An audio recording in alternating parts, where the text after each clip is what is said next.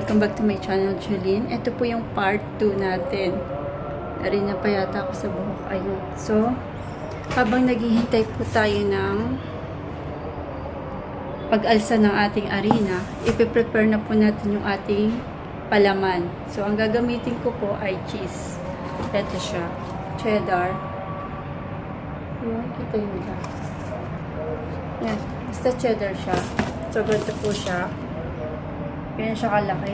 Nahiwa ko na yung isa. Ito. At ito. Hindi ko alam kung anong cheese to. Pero ito yung available na cheese dito sa UAE. Medyo may amoy siya. Hindi siya sira. Pero ganun talaga yung pagka-cheese niya. Tsaka mozzarella. Ayan. Para yung mozzarella, ito yung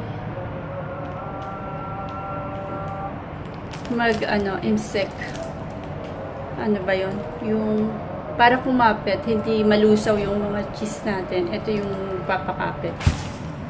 Tsaka ito. Let's start!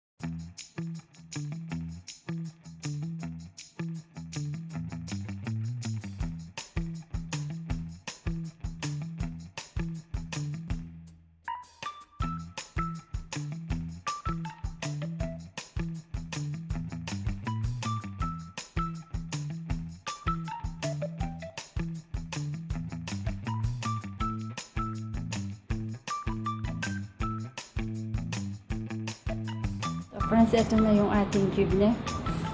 Ito ipapalaman natin sa ating maajanat. Ayan.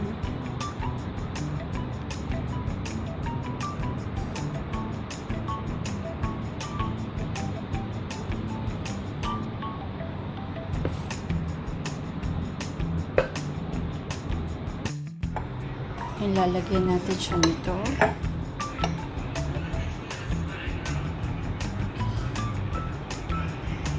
Teaspoon.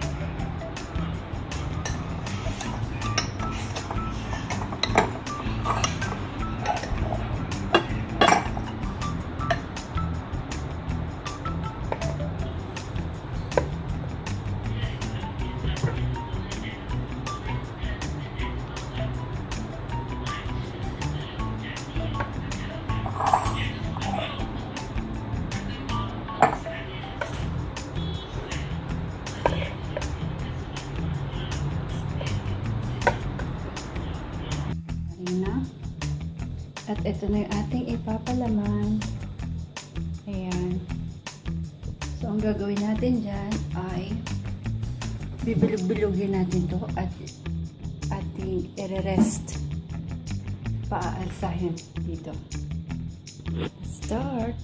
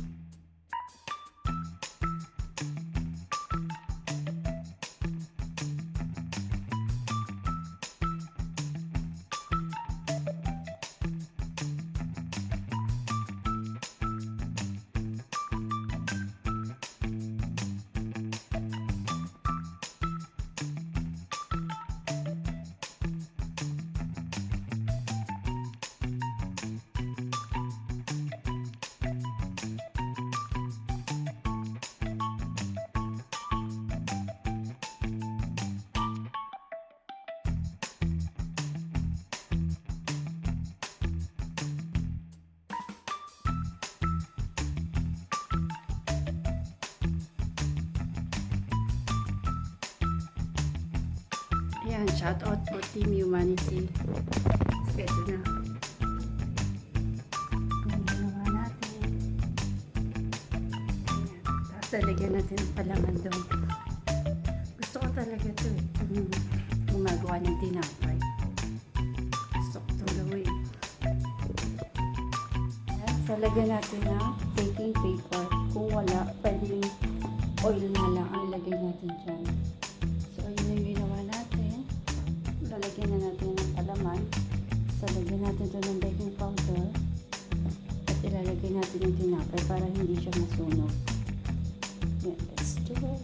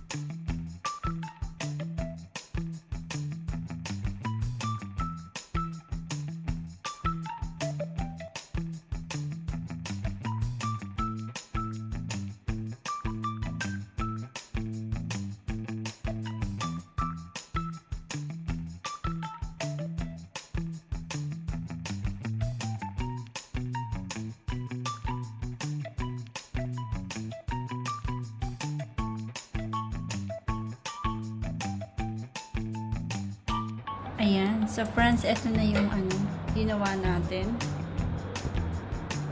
Ayan.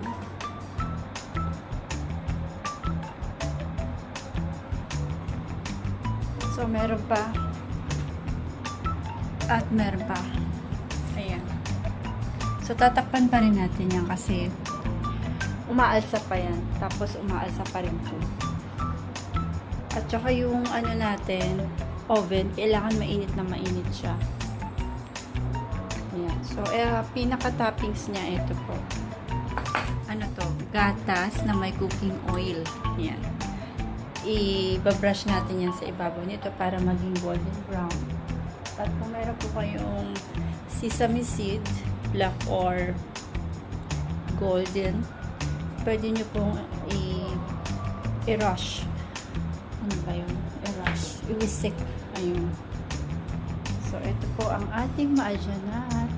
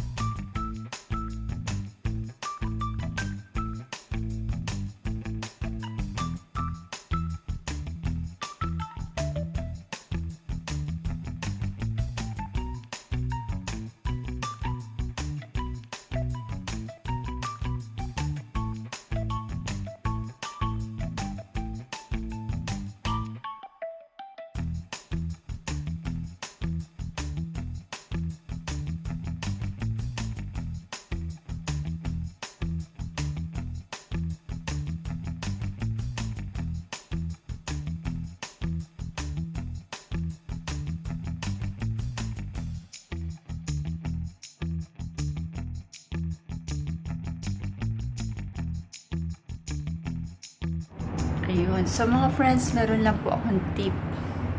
Yung tinapay po, hindi po yan napapanis kung ilalagay natin sa ating ref. Kagaya niyan, marami akong ginawa ngayon, so hindi ito mauubos ngayon.